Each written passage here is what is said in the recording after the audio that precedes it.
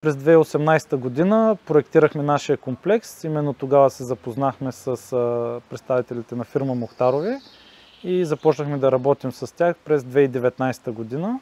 Открихме ги по наша инициатива, понеже бяхме си харесали няколко големи обекта в Слънчев бряг обзор и ни беше любопитно кой е изпълнителя, защото отстрани се виждаше, че са качествено изпълнени. Факта, че в момента изграждаме втори етап от нашия комплекс и изобщо не сме се колебали кой ще е нашия подизпълнител в частта с покривите, означава, че сме изключително доволни. Вие сами виждате, че комплекса, който са изпълнили тук, има адски много детайли, много чупки, много нетипични неща, с които те са се справили, според мен, по перфектен начин.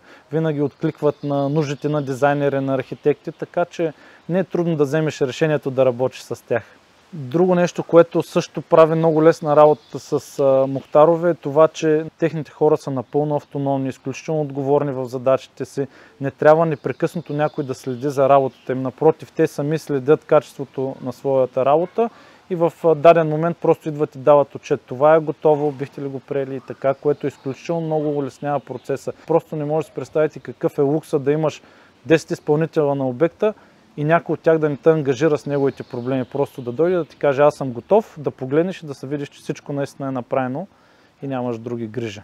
По случай 30 годишния юбилей на фирма Мухтаров им пожелавам на 50-я да сме завършили 10-я референтен обект заедно. Също така пожелавам да са здрави, да успяват да продължат да вършат така работата си и бизнеса си коректно, както до сега, което е много ценно за бизнеса в България като цяло.